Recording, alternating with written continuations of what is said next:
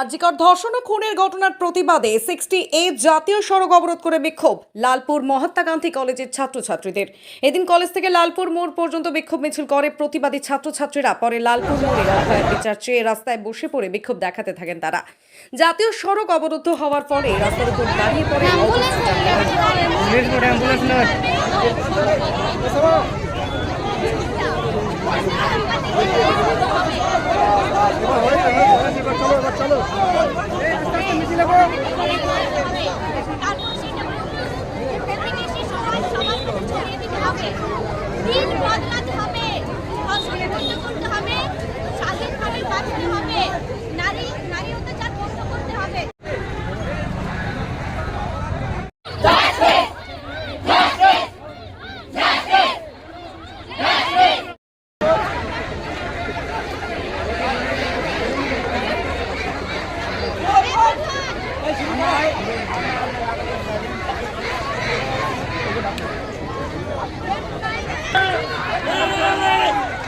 Silence!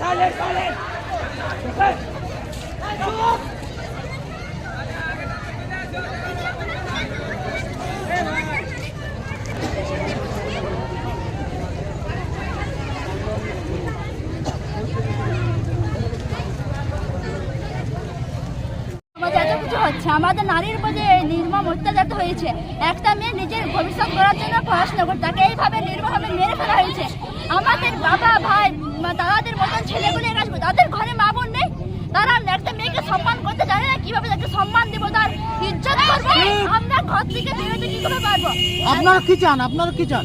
আমরা চাই ওই প্রত্যেকটা ছেলে যার সঙ্গে তার মেয়ে ছিল তার সবার সাথে ভবিষ্যতে যেমন এইরকম কাজ আর না হয়।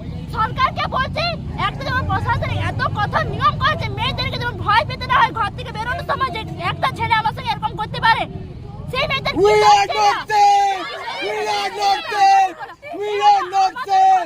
বিপদ হয়ে গেছে। বাবা আমারও ছাড়বে না, একটা বাইরে ছেলে এমনি করতে পারে। তোমার পরিচয়টা বলো।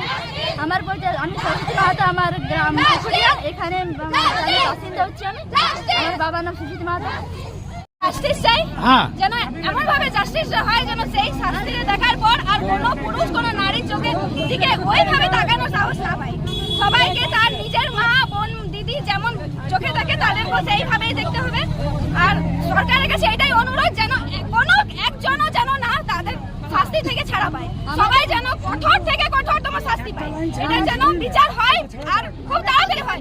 9 তারিখ থেকে আজকে হয়ে গেল 22 তারিখ, এখনো পর্যন্ত কোনো বিচার এখনো পর্যন্ত হয়নি।